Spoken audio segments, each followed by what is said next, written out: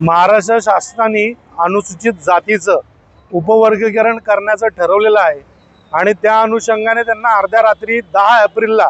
एक नोटिफिकेशन जाहीर केलं आणि एससी समाजाकडून हरकती मागवल्या आणि त्या हरकतीची मुदत ही 15 एप्रिलपर्यंत देण्यात आलेली होती आणि हा सगळा कारभार गपचूप सुरू होता।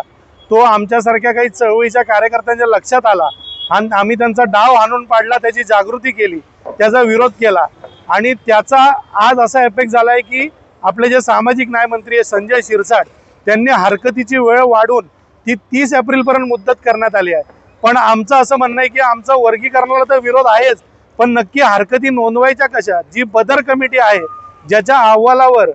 हा जो हरकत तुम्ही मागवत आहेत तोच महाराष्ट्र शासनाने प्रसिद्ध केलेला नाही, तो अहवाल वाचल्याशिवाय हा समाज, आंबेडकरी समाज आणि एससी समाज त्याच्यावर हरकती घेईल कसा? तर हा भाजप सरकारचा जो डाव आहे की अहवाल लपून ठेवायचा आणि लोकांकडून हरकती मागवायचा आणि त्यांनी जे ठरवलेलं ते करायचं, याचा आम्हाला साफ विरोध आहे। महाराष्ट्रातले अनेक संघटना याचा विरोध करत आहे, स्वराज्य संघटना देखील याचा विरोध करते आणि आम्ही कुठल्याही परिस्थितीत जातीमध्ये भांडण लावणारा जो एससी समाज एकत्र राहतो, एकत्र नांदतो, त्याला वेगळं करण्याचं हे जे षडयंत्र भाजप सरकारने आखलेलं आहे हे हाणून पाडू आणि आम्ही सगळे एससी भाऊबंधू आहोत, आम्ही एकत्र राहू आणि आम्ही वर्गीकरण या महाराष्ट्रामध्ये लागू होऊ देणार नाही, ही स्वराज्य संघटनेची भूमिका आहे।